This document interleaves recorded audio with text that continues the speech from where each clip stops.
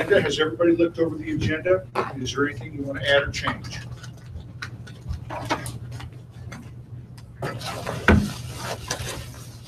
You want to add something, David? Yeah. Okay.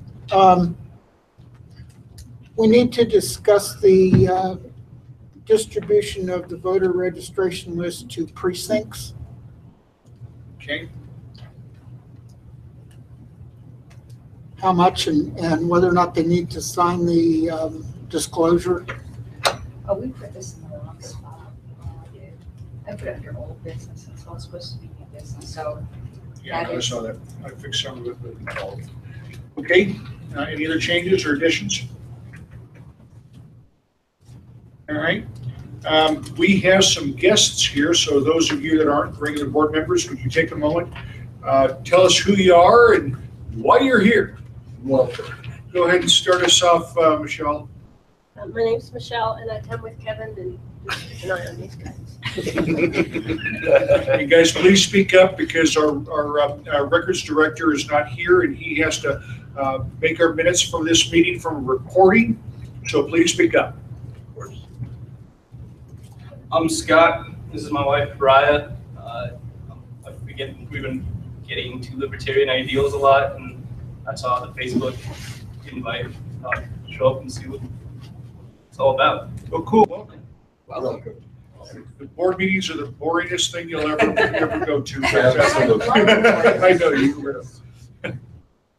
For fun, come to the Arapa happy hour. Your last name again is? Roberts. Scott and Ryan Roberts. Thank you. Andrew Collier. I had so much fun volunteering. Kevin recruited me on Meetup. I volunteered with Michelle, and I volunteered to be the new treasurer for the development group for Denver at our last meeting. So I'm here to check out this because I'm just getting all the notices on Meetup, and it's after work and whatnot, so I figure why the heck not. Your name is Andrew? Andrew Collier. Yep. Andrew, if you would like, our treasurer is out of town right now, but I'm sure his name is John Hirschman. I'm sure he'd be willing to give you some help on how to get set up. Great. Actually, we raised a few bucks at a meeting already. I sent him a check. Yep. And so I've got his contact information, so I'll be in touch with him. Good. Yeah. He'd be more than happy to give you some help to help you get set up. That's great. Appreciate it. Okay. My name is Carson Hess. I just moved here from New Jersey about 2 months ago. Good move. And I'm here because I love liberty. Awesome. Yeah. Amen. Where do you live in? Where do you live? Down by Aurora. I just hit him up as outreach director for Arapahoe County. Did we speak on the phone? No. Okay. All right, good. Well, I tell you what, they have a fantastic group in Arapahoe County, and that's the best place to get involved is at the county level. And they have a big group of people that are kind of reforming right now, and they're doing a great job. And I hope you make it to the meeting tomorrow night. Good enough. Thank you. All right, great. Next step is read and approve minutes. We don't have any minutes to approve. Mike left on vacation before he got them to us. So we're going to have to approve 2 months worth next month. Officer reports, I have nothing to add. I'm guessing that everybody has read all of the officer reports before the meeting. Okay, I have nothing to add to mine. Richard's not here now. Jake, I know you're here as a proxy for Richard. Was there anything that Richard wanted to add to his report that he hasn't already done online? No, he didn't have anything to add. He said to email him with any questions. Very good. Treasurer John is not here. Did everybody read John's report as to where we stand financially? We're a little behind. We need to get some fundraising efforts going like right now. We can't wait any longer. That leads me to you, Eric. You have anything you want to add to your report?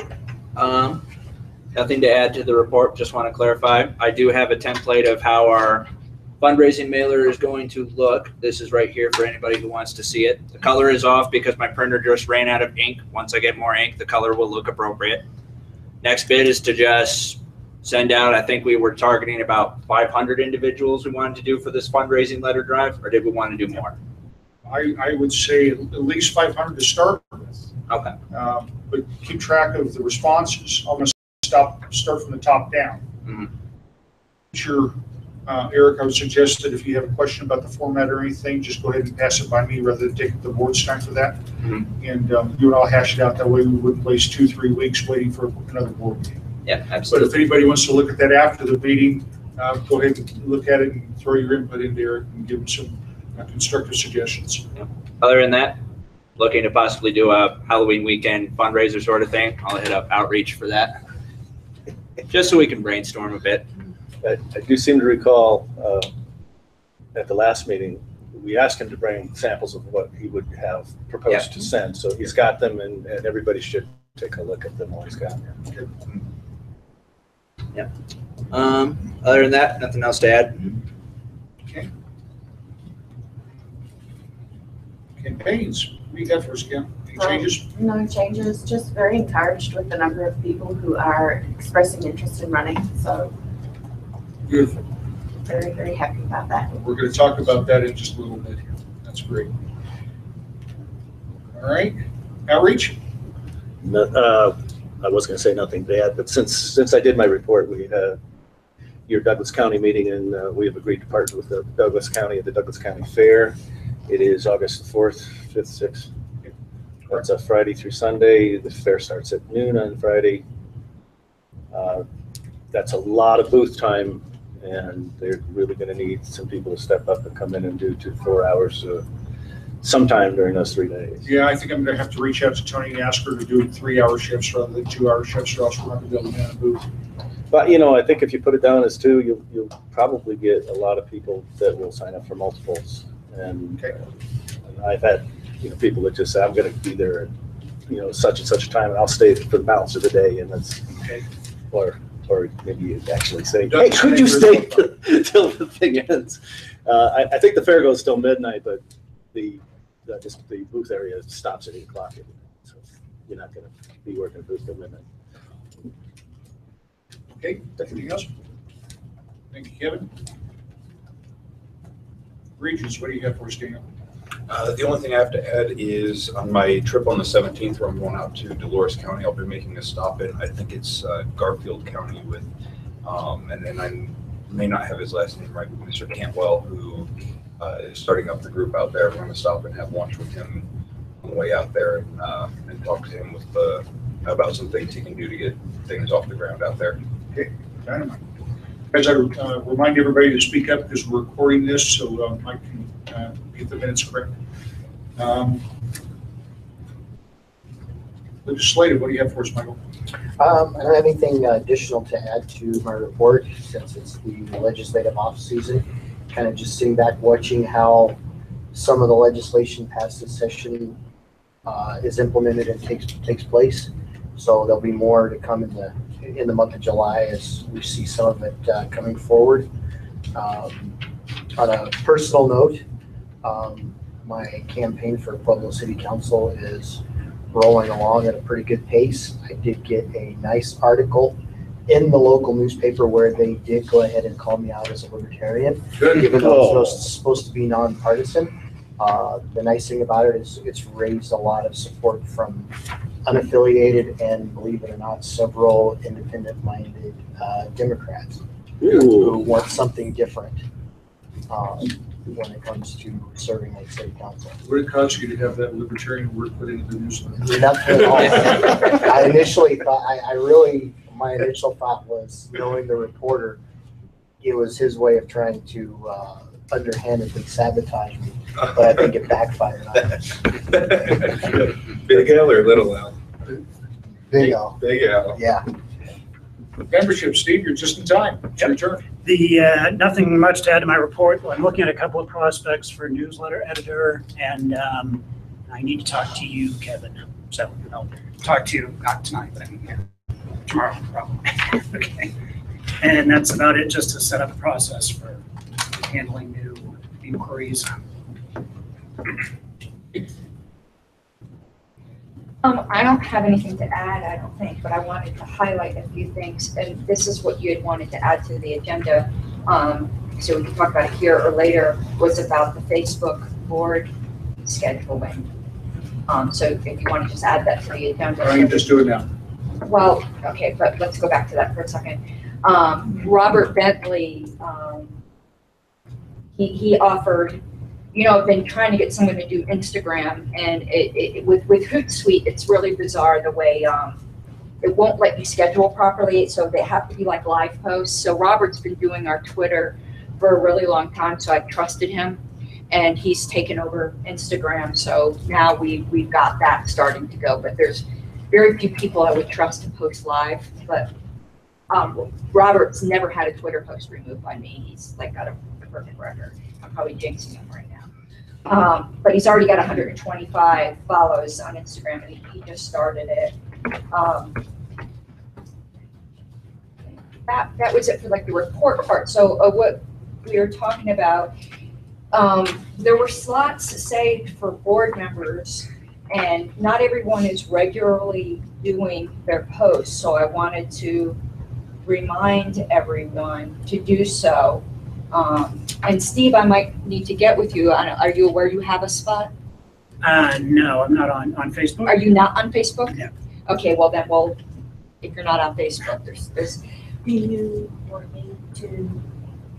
Yeah, if maybe get with Steve if there's something. So just to remind everyone, Tuesday and Thursday, these are all 7, except for, we'll talk about Steve's in a second, is Kevin.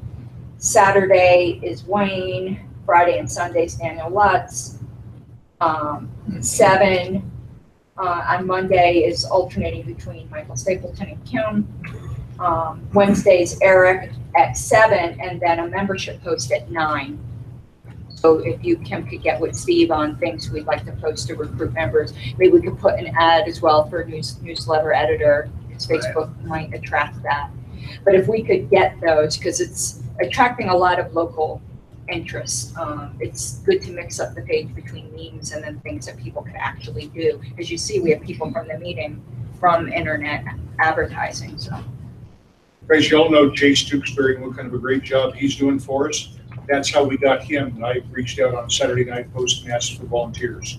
So if anybody has a need for somebody to help them within their position, that's a great place to ask for help. And also too, if anybody has a meme that they want created, I'm more than happy to help.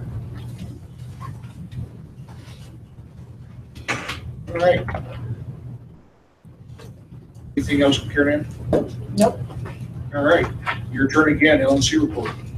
Okay, everyone should have gotten their newsletter. If you don't get it from me normally, please get with me to get on the list so you can keep track of what's going on in Region 1.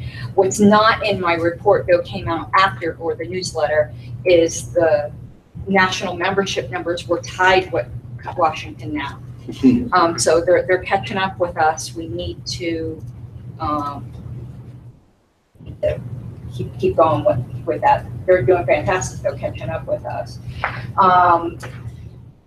And we have an LNC meeting coming up right after the next board meeting. So if anyone has anything they want me to bring to that meeting, and I really, really highly suggest that you, in the copy of my newsletter that it's Exhibit A to the report, read the section on transparency concerns. This is the type of stuff that's going on at National that you need to be aware of. It is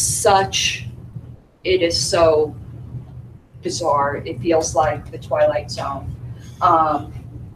So yeah, that's basically it. Okay. Standing committee reports. Technology, anything? Nothing? All right. How about you, David, from the database and website? We're just getting started on the data sharing program. I've had a couple of requests and I've filled those as far as I know. I haven't heard back from Jay Stooksbury as to whether or not he got his. Okay.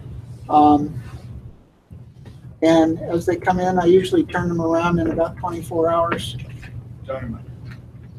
Okay, well, keep us surprised as to what type of participation we get so we can make sure that this is something that's productive for everybody. Okay. All right, thank you, David. Anything else? No. All right, we have no ad hoc committee reports tonight. No other reports. All right, we're going to go into old business.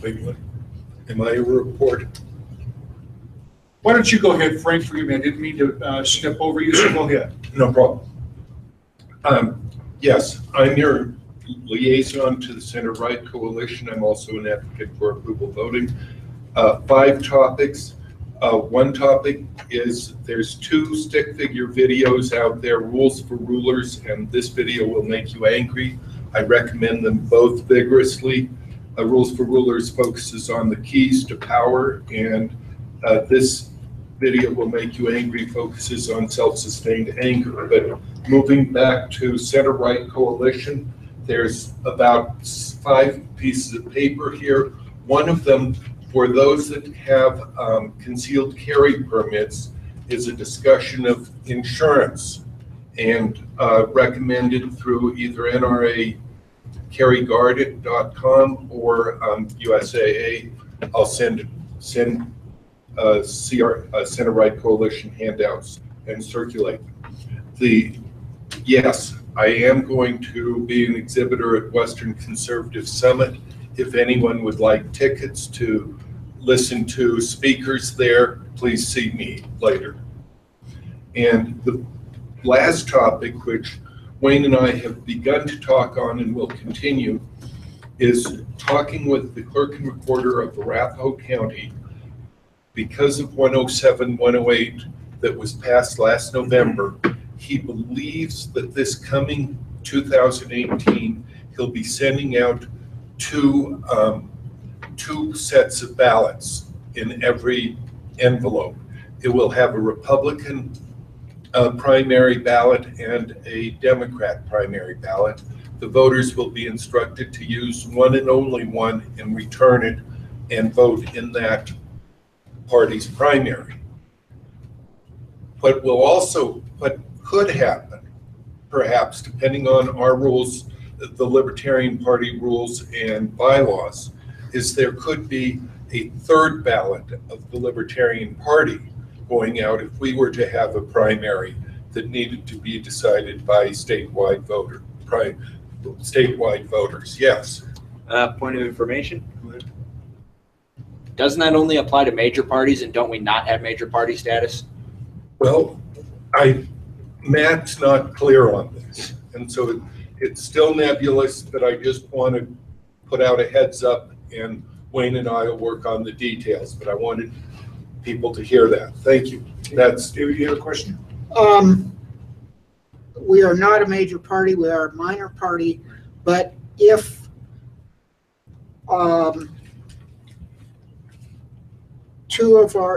if we have a contested race and nobody gets 70%, I think it is, then we are allowed to participate in the regular primary, and that would necessitate a third ballot. Is that only for statewide? It's for any partisan race. For example, if in State House District 17, we have 2 candidates and one of them gets 40%, the other one gets 60% at our convention, then both of those would go to the regular partisan primary, which is held in August? June? Okay.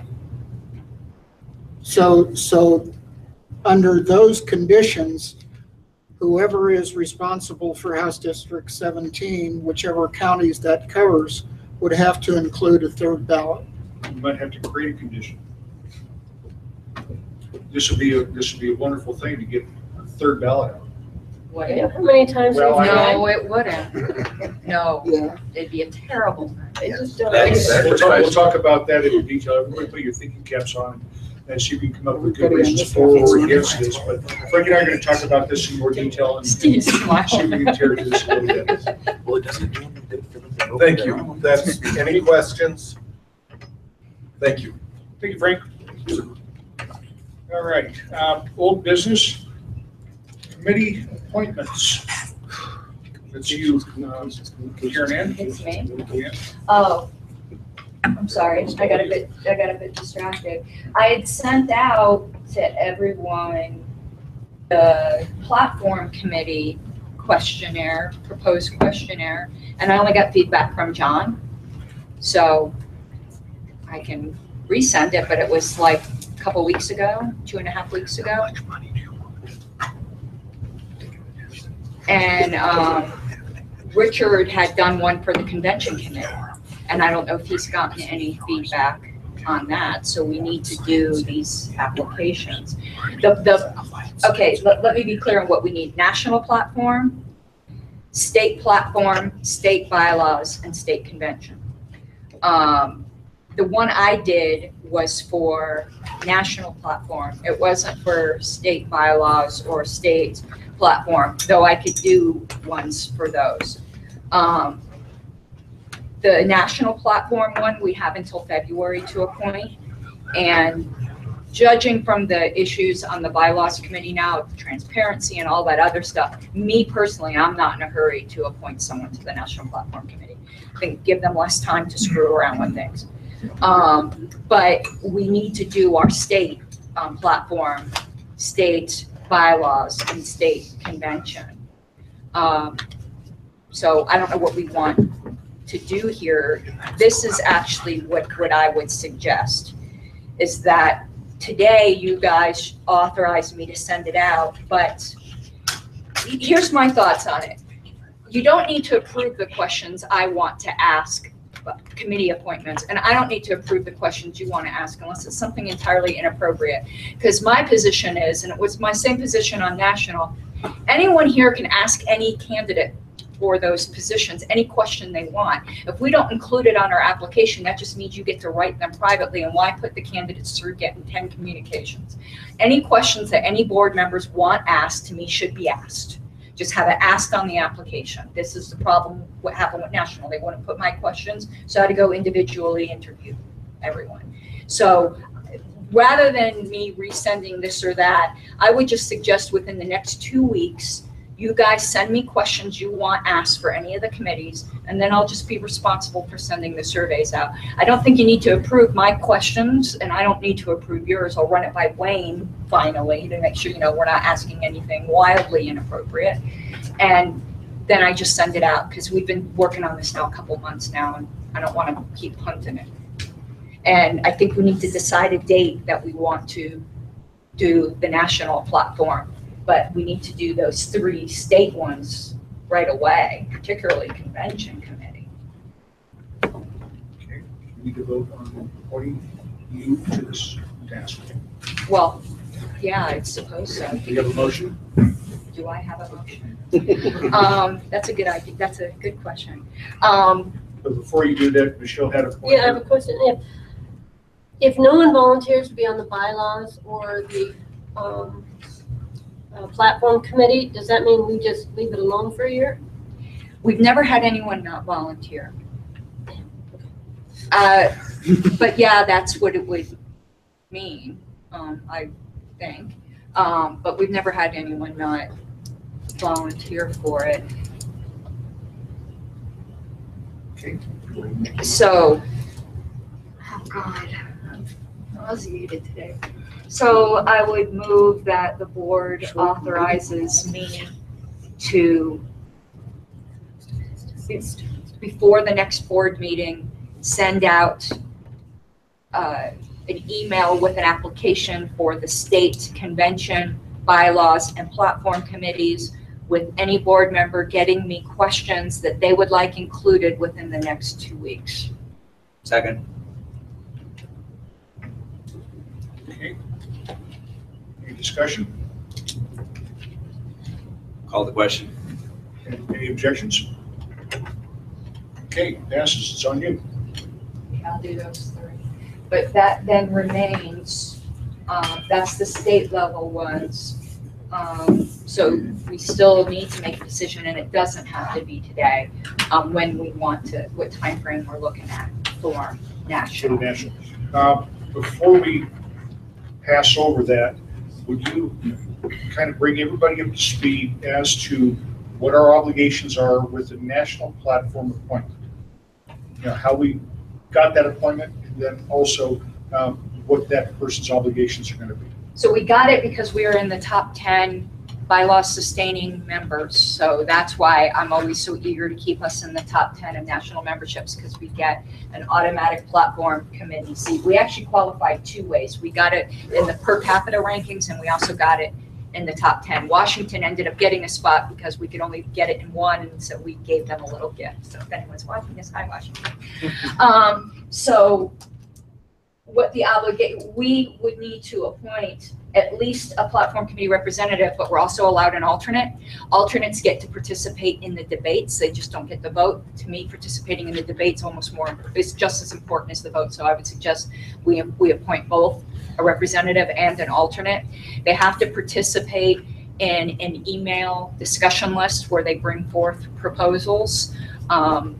I would also highly recommend that whoever we appoint, we make sure that they promise to keep us informed so that they're not bound to any secrecy oath on these committees, which is ridiculous.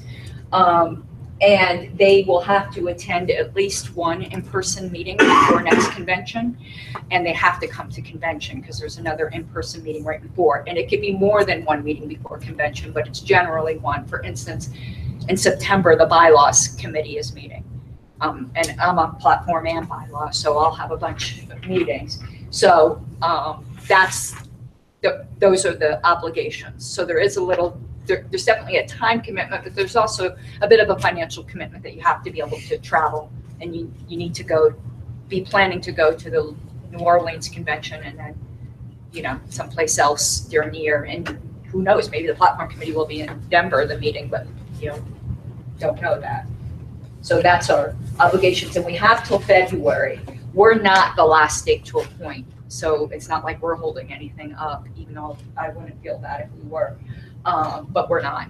I think there's like 6 states that are still waiting, and a lot wait until later. Washington still has to appoint theirs, as a matter of fact. Okay. Is it on that? Yeah, unless we want to, we don't have to make a decision today on when we'll do that. It's just something to think about. I don't see any reason to do that tonight. Anybody feel differently about that?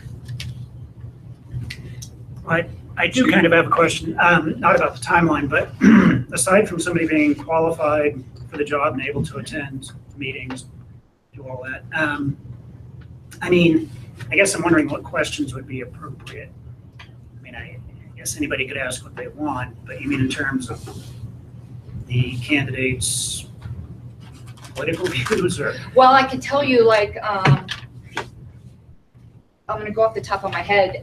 The list that I had sent around before was the same thing that I asked as an LNC representative to the applicants. I asked them some specific questions on how are you a member of the National Party? How long have you been a Libertarian? Can you please give a very short summary of your understanding of Libertarianism, a couple sentences, not like the road to serfdom, which somebody attached to their application. How do you feel about walls? And I also then asked, will you be proposing any drastic changes to the platform? I think we need to know if it's somebody, and if that's what we want. If so, what are they? Are you familiar with our historical platforms? Have you read them? Do you have any prior committee experience? How do you feel about transparency? And then things that I was specifically concerned about, and I don't mind saying why, I asked what their view is on the Dallas Accord, because anyone that opposes the Dallas Accord, I will never vote for. I asked about their views of party unity. I also asked about their views on the abortion plank, and people are surprised why I asked that. They think I'm looking for people to change it. It's actually the opposite. I don't think any changes to the abortion plank should come out of platform committee because it will just cause a riot. I think the only way that should be changed is directly from the floor by the delegates. So people are surprised. They think I'm asking that question because I'm pro-life and I'm looking. No, the one issue warriors that get on platform committee are a problem, and that's an issue that attracts a one issue warrior. And I think that's basically all the types of questions I asked. But like if there was a particular plank, like right now I can tell you the platform committee there's two concerns that I have personally as a member of it and just as a party member. Okay, we're out of time. Does anybody move to extend this conversation a little bit? Okay. Any objections? All right, 2 minutes. There's a lot of people on the platform committee that would like to strengthen. By strengthen, I mean make more quote unquote libertarian. I don't like using that terminology because I'm not trying to piss anyone off, but I think you guys know what I mean. Our immigration plank right now, it's kind of a bit of a Republican dog whistle. We'd like to remove the dog whistle language to really set us apart from the Trumpitarians. So I would probably recommend asking that question because it'd be nice to have Colorado on board with that. And there's been some concerns that there might be a push to try to legitimize the fair tax, which a lot of people are very opposed to. I'm very opposed to. And I personally will not vote for anyone that would want to do that in the platform. If a candidate wants to do that, that's fine. It's a transitional step. But I don't think we should ever be legitimizing any form of taxation in our platform. So those are the sorts of things. So yes, if there's a particular political issue you have, ask about it. If it means a lot to you. Any other questions? All right, next one is also you, Karen Ann, mailing new libertarians. This is something we keep bringing up. So if the status on it, I was going to actually turn that over to you. I just put it on here to. Guys, we talked about this before, and I don't recall who was taking the reins on this. Was that you, Steve? I think it was Eric. Was it Eric? And Yeah. Okay. I think we kind of made it a joint thing. Right. Yeah, I think, well, in terms of getting this is what I was trying to understand too, is that I'm trying to get in contact with the inquiries, I believe, and whether through the national website or through outreach. But once they're members, is that yours? Or that was my question. It didn't sound like I was dealing with the people that had become registered libertarians. David, you had a point? I can pull out all newly registered libertarians between the times that I post one file from the Secretary of State and the time that I post the next file from the Secretary of State. Okay. So I can do that. Go ahead. Didn't we say that we were going to have a welcome letter with the fundraising request and the bumper sticker in it? Yes. Going out to them, so it was essentially going to be popping up the give us money letter for welcome and please give us money. Yeah, and I think, guys, we've been talking about this for years, so Steve, may I ask you take the reins on this one, get together with Eric, right, and get this in place so things start going out to these folks in the next couple of weeks. Right. I mean, we need to drive this bus. We've been talking about it for a year. And I think it's important that we do this. We're missing an opportunity not only for fundraising, but we're also missing an opportunity to get those folks engaged in a local level. And that would be a wonderful thing to put in the letter as well. You know, let us know, you already know where they live, find out what county that is, and then send them the contact information for the local affiliate that's in their area. We need to take the reins on these type of things and get the growth happening that way, as well as monetarily with the fundraising. So, Steve, if you would, if you drive this bus and make sure this happens here fairly quickly. Right. Okay. Somebody else have a question here? Guess not. Next one we have, Karen, this is you too. Policy Manual Committee. Yes, so we haven't had much progress on this. So I think we need some direction or instructions or hold ourselves to more of a timeline. We had one meeting, there was some homework, and a second meeting still needs to be set up. So. Okay, Aaron. Yep, I'm the chair on that one, so I'll take my licks on that one there. So everyone who I've got here, and I'll put this out in an email as well. I'm going to email basically what criteria I'm looking for at the end of the month, just what we discussed at the second meeting, 5 topics you want to do. I'll come up with the mission statement since I was told that was to be done by the chair. And we'll just email that. We won't have a general meeting unless we can schedule that for, I know this month isn't looking very good for everyone, so we can maybe do that at the start of August. let's not wait any longer than we have to on this thing. Once again, guys, it's real easy to push things back another week, and another week, and before you know, you forget about it, and nothing happens. So I'm going to push a little bit to get everybody, once they've stepped up, to kind of drive the bus, make it happen. Karen? I really don't want to put a meeting off to August. I actually think this is a huge project. And I could tell you, like, for instance, and I'm going to use a caucus committee, though, just as an example, when we had a big project, the Radical Caucus Platform Committee, we met every 2 weeks for 6 months. When we wrote the platform, we met every 2 weeks for like 8 months. This is writing a policy manual from scratch. It's not a once every couple months, maybe by email thing. This is a like every 2 weeks thing of doing serious work. And we had an assignment from last meeting, which was to bring an outline of topics, to at least start from a bare bones outline and then flesh it out. John and I had prepared one. So I think we have a little bit of a direction, but the policy manual was something that I've made as one of my campaign promises when running for communication.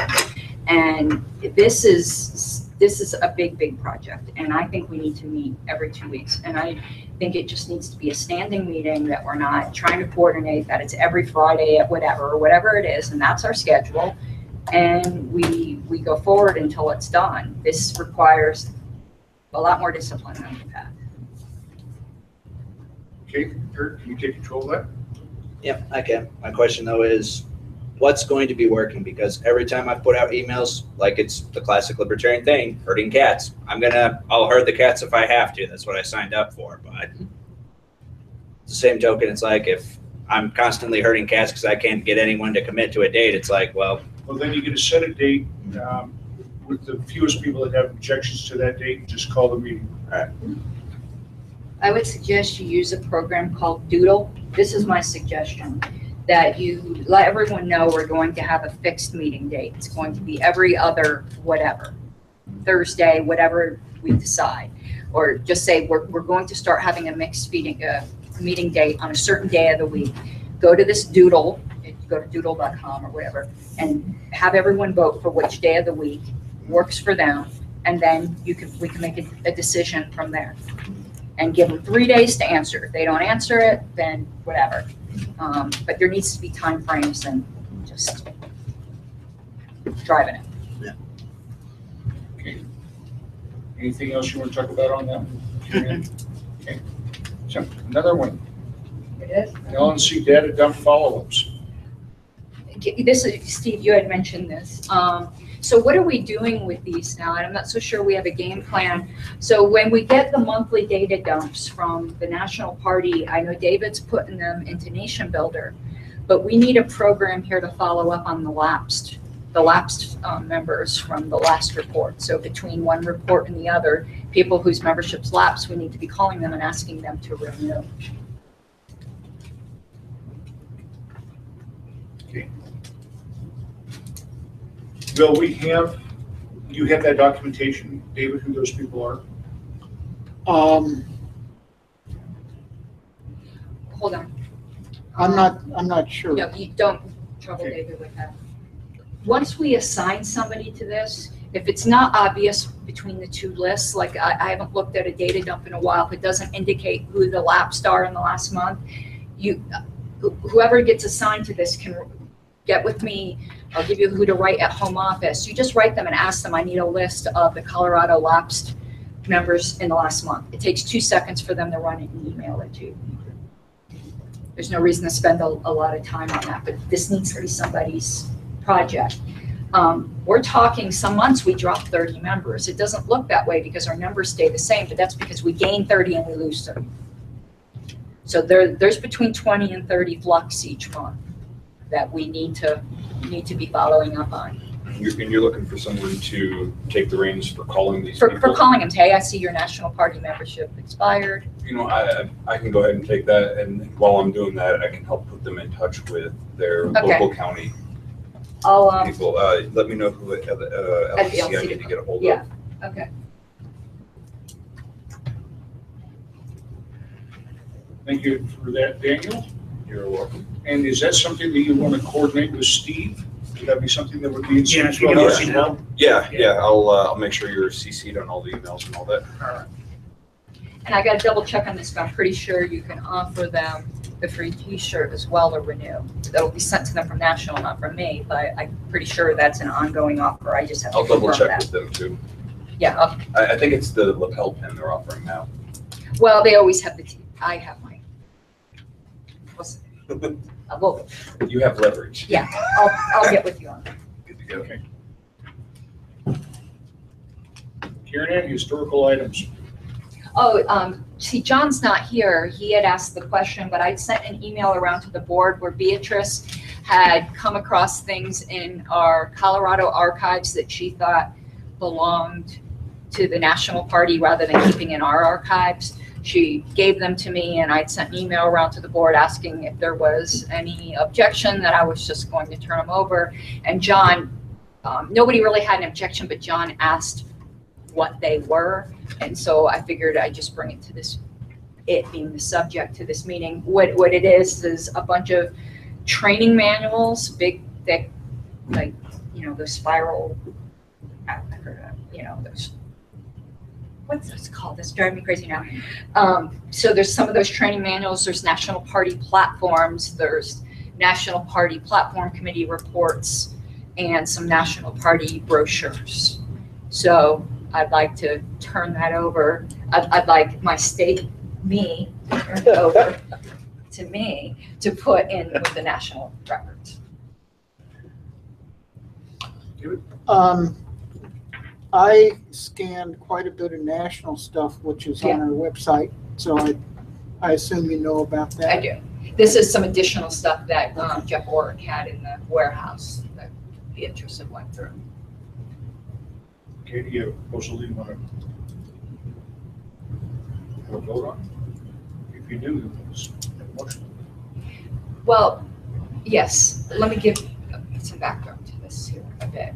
We had a historical committee before with Mike Spalding, and I don't remember everyone, that came over to my house, and we went through and we made decisions on categories of documents to get rid of, which is like old bank statements and stuff like that.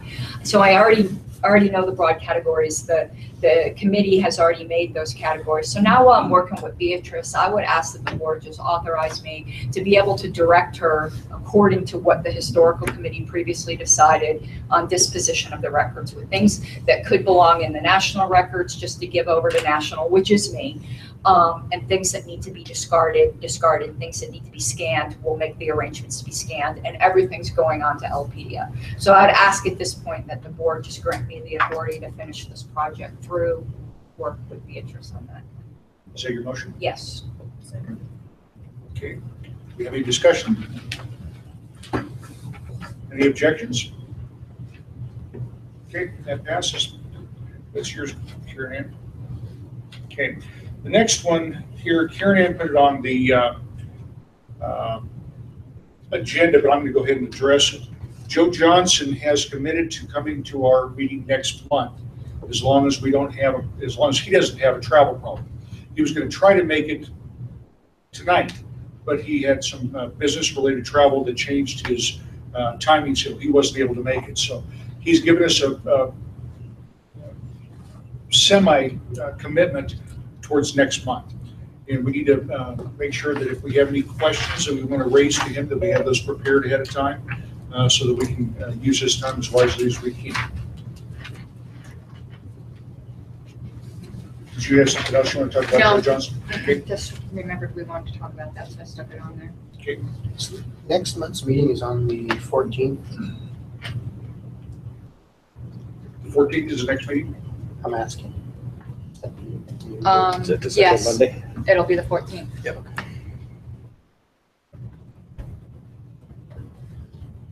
Okay, we already went over the policy meeting on committee follow-up. Now, style committee follow-up. Your large appointments, what was that, Karen Ann? Oh, I gotta look at Did you it. put that up? You did. You told me. If I did, you told me. Oh, yes. No, I put it there. Guys, the style committee, we haven't appointed anybody yet. All the members will be at-large members. And I know we have a couple people that have kind of expressed an interest. Mike Seebeck expressed an interest. Karen has expressed an interest. Why don't I read what the bylaws requirement is, because so everyone knows what we're talking about. This was added last convention. The Style Committee shall consist of the previous chairs of the Constitution and Bylaws, which would be Richard, Platform Committee, which would be me, from the previous convention year, and 3 at-large party members selected by the Board of Directors. The Style Committee shall propose stylistic changes to the Platform, Constitution, and Bylaws, non-substantive in nature, to the Board for ratifications by a 2/3 vote, rejection, or determination as a substantive change. Substantive changes shall be forwarded or referred to the current Platform or Constitution and Bylaws committees as appropriate. So that's what our bylaws require. And actually, there is a lot of style changes. The Constitution and Bylaws are a hot mess with weird capitalization and undefined abbreviations. And we don't want to take time to do that at convention. So there actually is quite a bit of work for us for this at least initial style committee. So 2 members are automatic appointments, which would be Richard and myself, and we need to appoint 3 at large. My suggestion to Wayne is that we put writers on this, that we not really do a cattle call for it. Like maybe we ask, like Mike Seebeck did a lot of this work before, so he's, I think, perfect. And like maybe ask Jay Stooksbury, and we have that other writer guy who is wanting to get involved, Thomas Peppers. But, or I know Daniel's also a writer, but I'd say we put people on there that know grammar, that know writing, that can pound out something. And Is Victoria still interested? she's very busy. I don't know if she wants to do it though. She's another one. She's doing our Spanish platform now though too. So she's doing an awful lot of work. But here's what I would suggest, to be honest. Well, I don't know.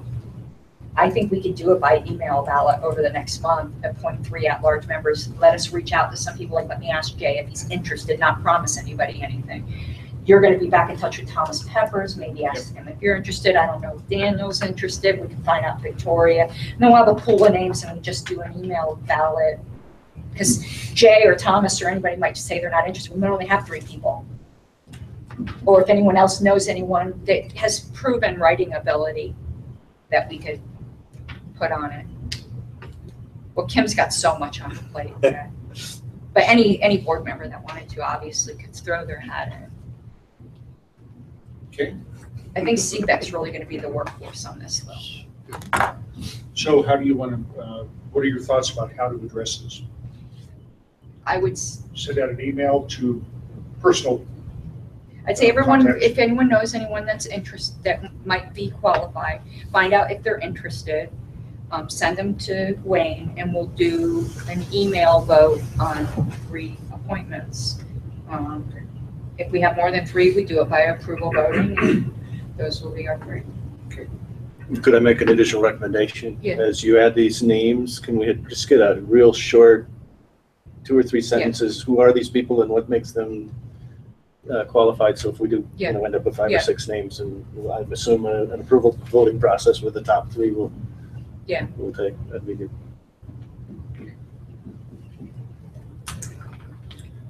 Now we have some new business. David has suggested a motion to put on the table tonight that we would authorize spending of up to $400 for the direct mail bid for email addresses for registered libertarians. David, would you give us a little bit of background about what you're talking about here and how it would work? Okay. Right now we have only about 1,500 email addresses of registered libertarians.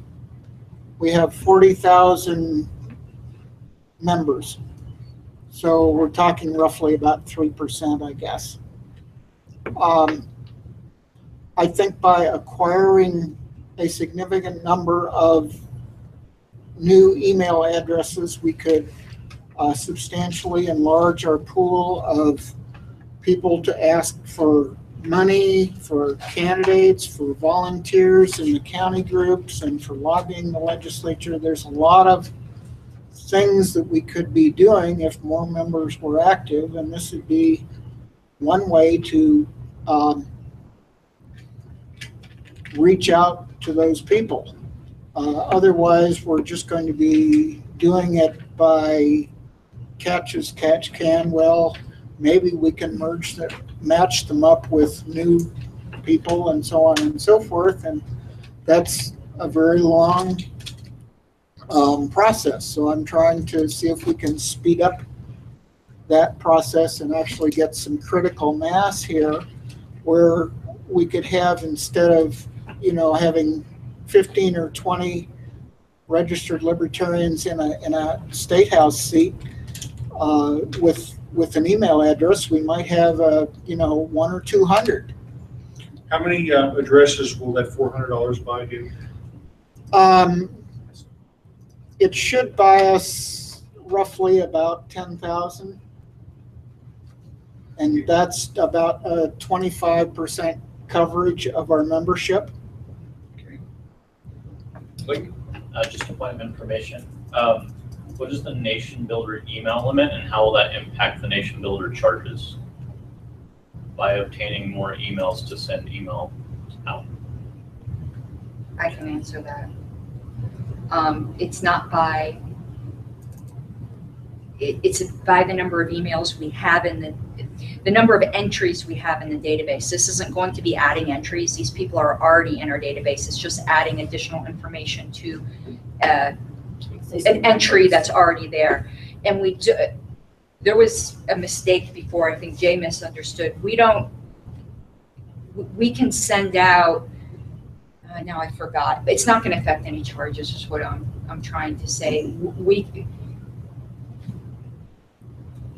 At least I don't think so. Now I'm getting confused in myself. Maybe we need to, I'm not sure. Now I'm getting confused. I'm confusing myself. Michael? I can answer from my perspective. When I did the legislative lobbying, I did not use the Nation Builder email. I used our Gmail account. There were a couple times that I maxed out how many emails I could send per day out of that account.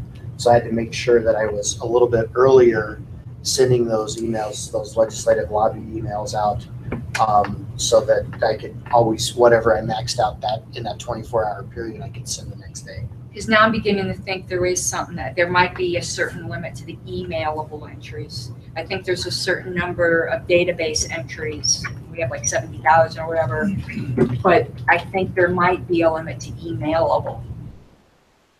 So I don't know. So how many emailable addresses do we have now? We've got about 1,500 who are registered libertarians. We've probably got another, I want to say 5,000 or 6,000 that could be either media or people who have just contacted us at an outreach booth. Okay. We got to investigate whether it's going to raise our nation forward. All right. What I propose is we vote on this based upon and put a limit on what the amount of increased cost with Nation Builder would be. Kevin, you had something? Yeah, the question, I read through David's emails when he was sending this stuff out, and it seemed to me there was a commitment that he would personally match funds. Yes. Or did I read something wrong? No, Why would you explain that? Okay, if we are able to get 10,000 emails from direct mail, our total cost would be $785. The party would put up $400, and I would pay for the rest. Actually, that's a little wrong. If it's 10,000, I think it's going to be more like no, I think that was no. It's going to be about 1065. Anyway, your max is 400. I'm covering the rest of it, Including any additional charges from, not including any additional charges from Nation Builder. No. If there are any. No. This is just getting the email addresses. Okay. I would be willing to put in $200 towards having it done. just as a donation. I'm sorry, speak up, please. I would be willing to put in $200 as a donation towards it. Okay. So it's only cost the party $200 plus whatever increase to nation building. Okay, so we have Clayton. Look, I'm looking at the pricing of Nation Builder right now, and I'm assuming we're at the organization monetary level, and the price does go up for roughly Emailable. 2,000 emailable addresses. So it will probably be an increased cost. How much does it go up? Looks like $12 a month per 2K. So that's not bad. Ish. And we pay ahead of time, so we get a discount, 20% discount, I think it is. 10,000. Okay, so the cost would be, as far as I'm concerned, $60 a month. incidental for the value of this. So I think I'm going to go ahead and move that we approve David's idea here. So the motion will be to commit $400 for the direct mail bid.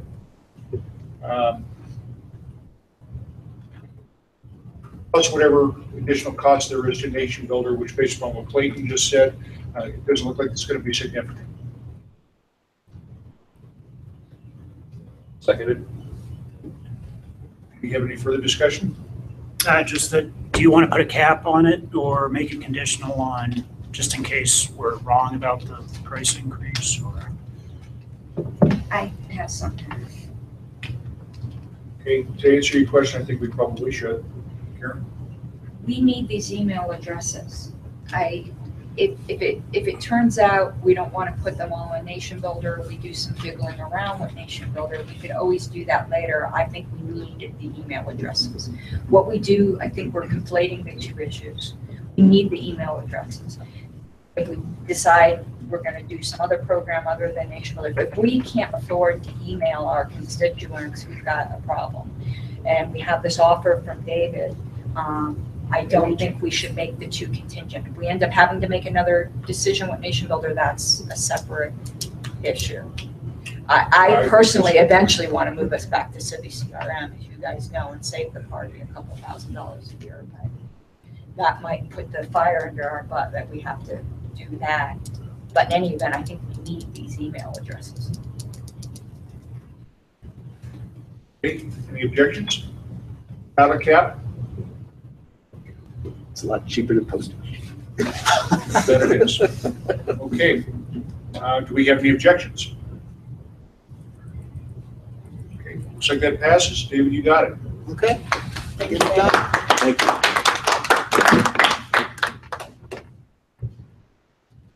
Next thing I have is the LSLA is a group of state chair leadership board, basically. And they have asked if we would help them. They would join us at our next convention. And if we would help them promote it, they'll bring in some speakers on their dime. They'll pay for their own booth space. They'll pay for all of the costs that are incurred by their presence. So it won't cost us anything. The only thing that we would have to do as a state party is to have our convention committee secure them places to do their meetings. Their speakers, have booth space for them, and that's really about it. They'll pay for everything. We just have to do the coordination for them. So I was asked by the leader of this group if we would like to host this. Frankly, I see no downside to it. It's going to bring a lot more people to our convention. And like I said, they have a lot of great contacts with some speakers that we might be able to entice them to speak at our convention as well as the LSLA, while they're here already. So, guys, my proposal here is I simply move that we accept their offer and accept the responsibility that goes along with securing them space, both for their booth and make sure they have space for their meeting rooms that they need. Second. Does anybody have any further discussion on this? The only thing I would, Do we know how much meeting space they need, rooms? We don't yet, but they'll have that to us very quickly. I would assume within the next month or two. I told Daniel that we would get back to him right after our meeting. He says, well, we're running kind of short on time, so let me know as soon as possible. You mean George? Oh, I'm sorry, forgive me, George Felix. Daniel? So the motion is to agree to their offer. The only thing is, we haven't really seen it yet. As a board. I know you've seen it, Wayne, but. Actually, I haven't. You haven't? I have not. I don't know about necessarily agreeing to something we haven't seen in writing. Has anybody here been has been to one of the LSLA meetings? Michelle, when you were a chair, did you ever go to those? Yeah. Maybe you Yeah, can give us a generally little bit of an speaking, idea. they need a meeting room, about a quarter the size of this. And, Huge. and they use that during the day. And they have their various meetings. That's all I've ever noticed that they needed. And they usually want a table so that they can put their stuff out there. Well, right I mean, now it's they're really proposing that minimal. they're going to have some guest speakers as well. Yeah. So like I said, those guest speakers, we can probably, if they have a value to us as a state party, we might be able to talk them to give them a presentation in our convention as well, since they're already going to be here. That's usually the way that works, is they usually present to their own people as a group with our people, with our convention. In the past, Colorado, I'll say it was 89, no, it would have been 90, like 92. They came and we were allowed, their speakers spoke in the general meeting area to everyone. But then they had their own private meetings where they discussed their own business. Well, I'm sure we can hash out the details with George on this. Basically, it sounds to me as though the offer isn't going to cost us anything except a little bit of logistical help to make it all work. And we're going to have state chairs from all over the nation flying in for this, and that would also be great to get them to our convention. Sure. Yeah, they did. I want to say it was just like 5 years ago. When I can think of what her name is, that did the 4 conventions for us recently at the DoubleTree. The ASLA was there, and they actually outnumbered our regular members.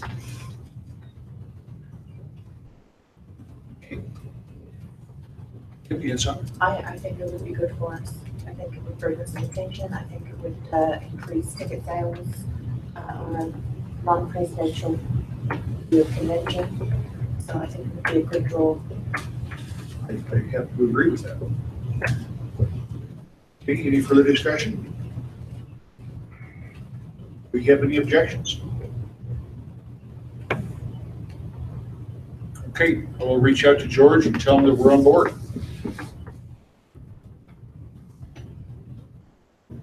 Next thing we have here, Michael, you want to give us a little bit of idea what's going on with District 26, House District 26? Let me set this up with a precursor. What I was asked to present to the board does not mean I endorse what I was asked to present. House District 26, I'm not sure if anybody knows, the current seated House Rep, Diane Mitch Bush, has announced that she will not be seeking her 4th term. She will instead be running for Congressional District 3. She is the Democrat in that House district. I have been approached, which one, she kind of did not let the Democrat Party know she was going to make that decision. So the Democrat Party for that specific House district is now scrambling to find a candidate that they may not have or may not find. The Republicans have nobody that is willing to come forward.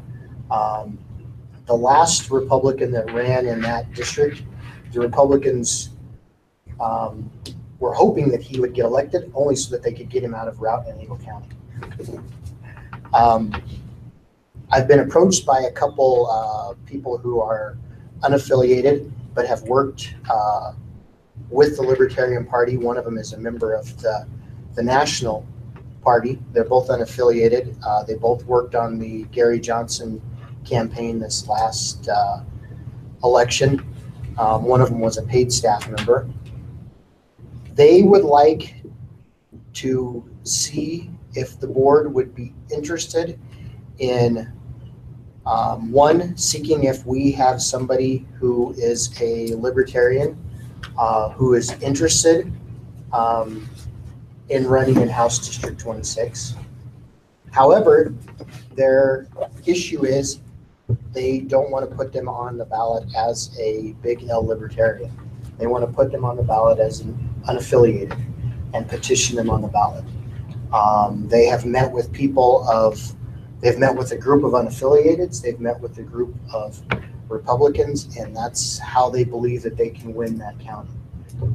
There's going back 2 elections to 2014, we had a libertarian on the ballot that garnered 4% of the vote. There was about a 10% difference between the Republican and the Democrat.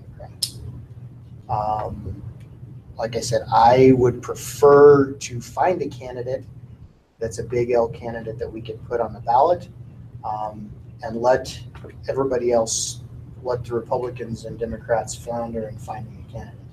However,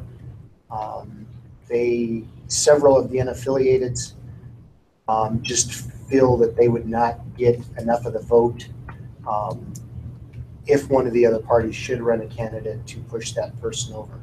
Everybody in those 2 counties, Routt and Eagle County, that make up that district, like being independent, like being unaffiliated, and completely outnumber both Democrats and Republicans in those 2 counties.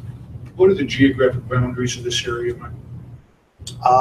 So it covers both, completely covers entire Routt County through Steamboat Springs, and Eagle County from Vail all the way up to almost to, well, it borders on Pitkin County almost to Aspen. Like I said, I would prefer that regions and campaigns spend some time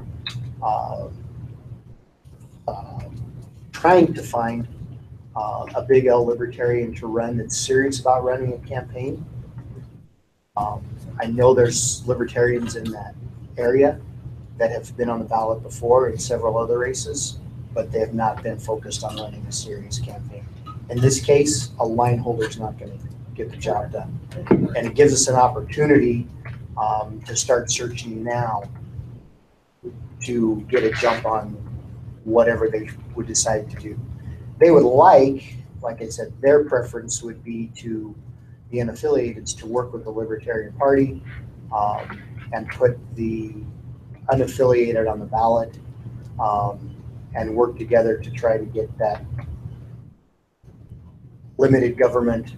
They would like to find somebody that's a Gary Johnson type candidate in that area. Gary Johnson performed very well in both of those 2 counties. That's why they kind of were looking in that direction. But that was their preference. Like I said, they just wanted me to present this to the board, see what kind of feedback the board had, if any, to how we would or would not approach the situation. Is Mitch Bush going to fill out her term in the State House? Yes, she's got 1 more year, but she's not in 2018. She's not going to run again, so she's only going to go 3 terms. She's not going to go that 4th term. Okay, so she's now running for Congress? Yeah, against Scott Tipton in Congressional District 3. Okay, and she's a Republican? No, Democrat. She's a Democrat. Oh, she's a Democrat. Yeah. Okay. Okay. So they want either a yay or nay from us. Anybody want to throw out their thoughts on this? Your hand? Where the Libertarian Party exists to run libertarians. We're not the unaffiliated party. People don't give money to this party or vote for our board to support unaffiliated. If you do that, you shouldn't be a member of the Libertarian Party.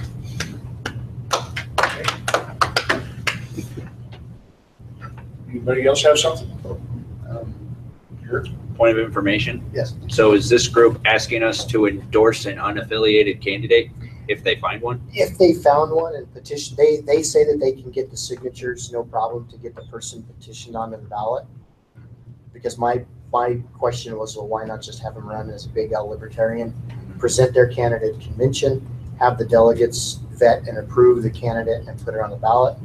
They were just not comfortable, basically because there's a Republican faction that would prefer not to do that.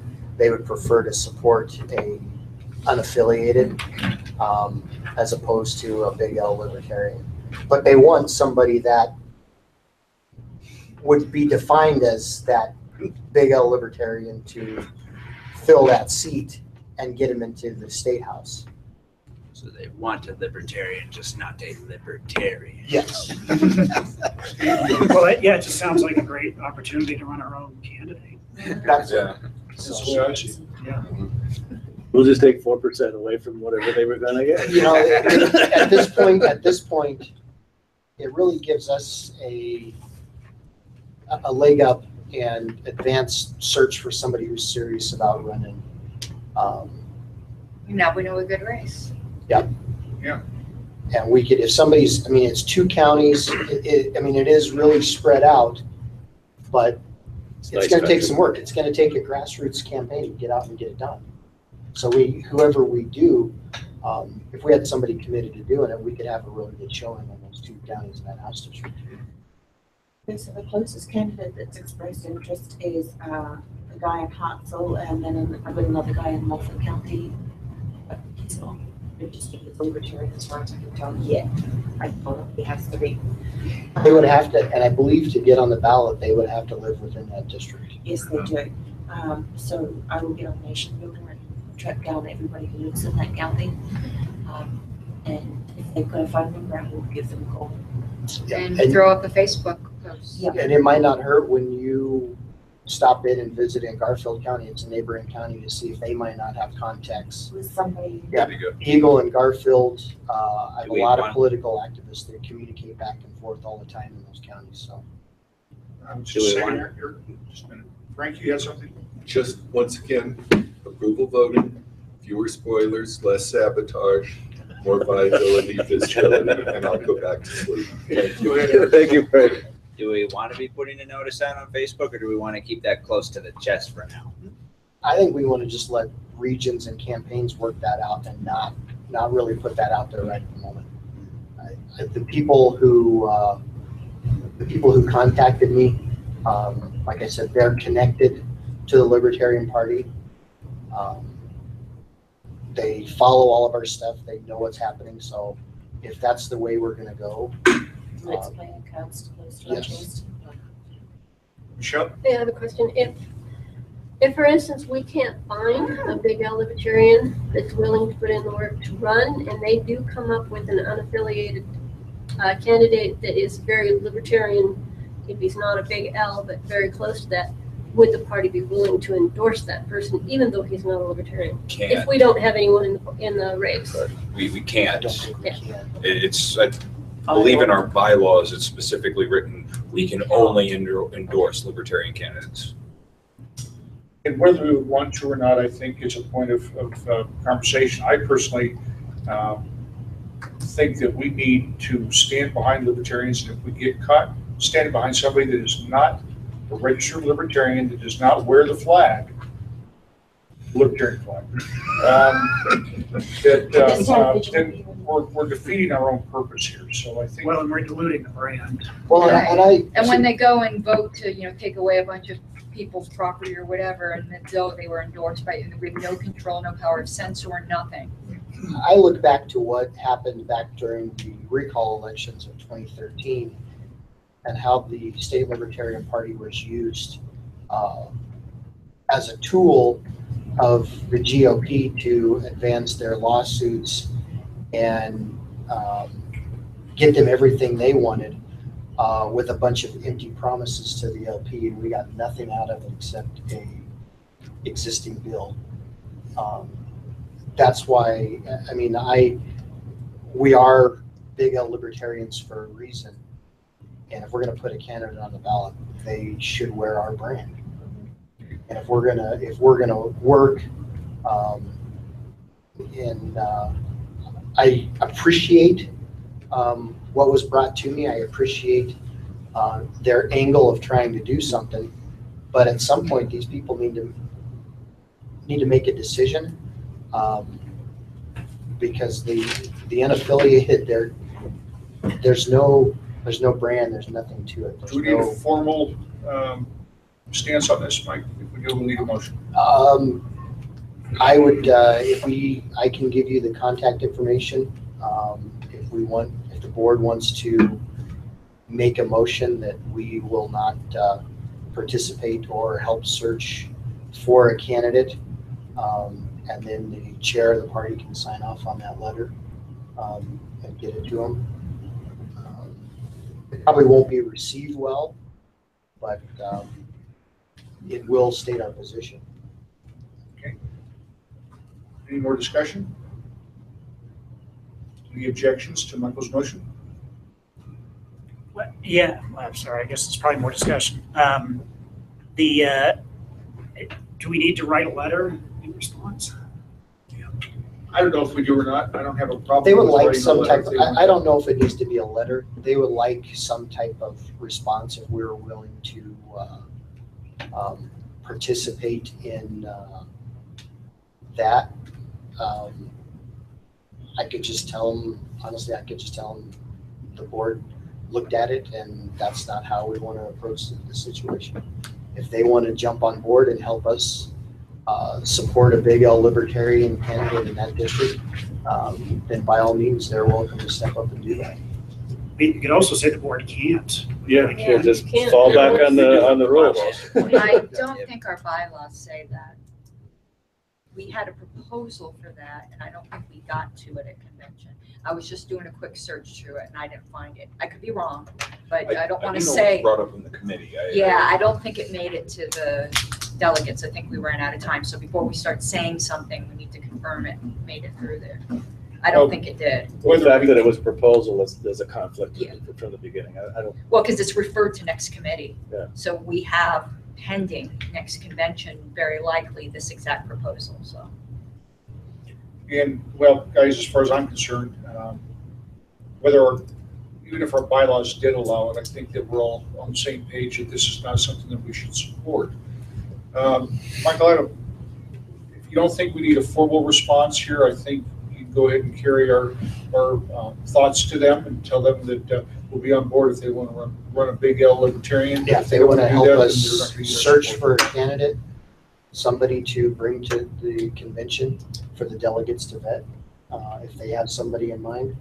I don't think they do. I think that's why they approached us, but that's, I can make the board's wishes or our thoughts known to them, and they can pursue from there.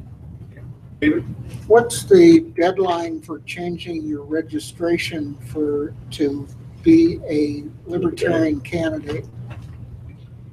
I believe it is 90 days, Karen, do you recall? 90 days prior to convention. I It think. is. Yeah. Okay, so we're talking basically January 1st. Okay. I think last year's eligibility was December, right, it was right around Christmas, yeah, I want to say December 26th. something like that. So kind of beginning of December is the best. Want to change it, that's really the beginning of December. Maybe that's a point that you could pass on to them. Say, hey, our deadline is, December 25th or whatever day you want to pick. Since I don't think we have our convention date set, do we?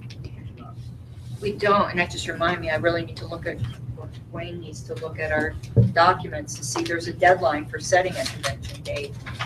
Yeah, I'll look at it this week. Yeah. That's why we need a convention committee. Yeah, well, that's why I'm sending that out.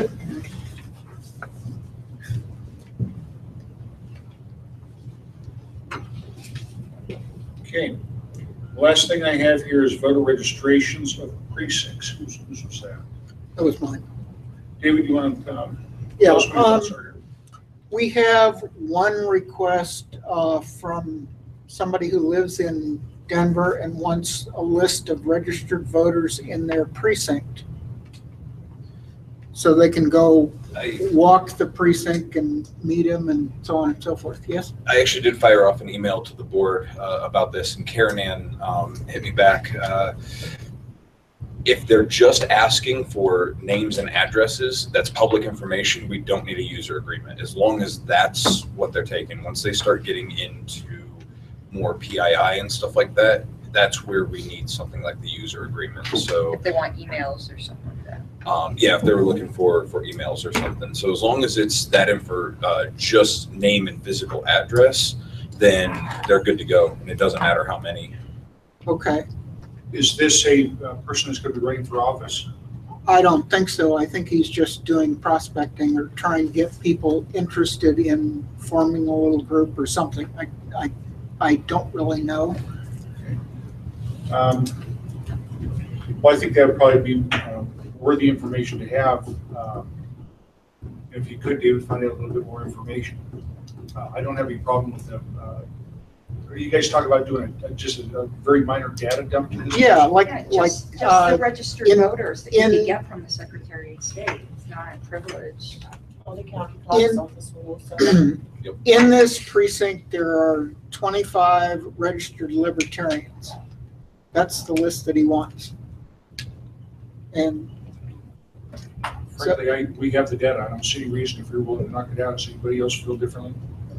okay, so just name, address, and phone number? Public info. Phone number is still considered public info, right? I don't think so. If it came from the Secretary of State, it is. Yeah. If we have it from our database, it is. But you're right, yeah. If it came from the But we Secretary of don't State- know, we could have changed the phone number in there. I'd say just name and address, if all he wants is name and address. But if it's someone starting a group, to me, I think sometimes we really overthink this crap. Name and address, no problem, if it's like a precinct walking list. If they want phone numbers or emails, we'll need a data agreement. Okay. All right. Yeah, I'm just trying to get, what the parameters are. What if he's an insurance Is somebody salesman? yelling for help? What? What if he's an insurance salesman? You could get that information from the Secretary of State. Well, anyway. still, it's fine. Just curious. It's private use. Yeah. Well, I'm going to point him to our handbook, so, which says, this is to be used for party purposes Yeah. only, so. Okay. Does anybody have anything else that isn't on the agenda? David? Quick item, the Independence Institute is hosting a local government training session on July 29th, which is a Saturday from 9 to 12. And I think it would be advantageous if our candidates or potential candidates or local members or whatever, people who are interested in becoming active, this might be something worth going to. It's free, and all you got to do is go to the I2I website and register. Is this an all-day event? No, 9 to 12. Okay. So maybe Kim, Karen, if you could put something out to everybody or whatever. I'll find it online.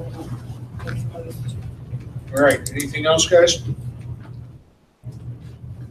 Did we want to have any more discussion about full membership dues? Membership dues? For LPCO? LPCO?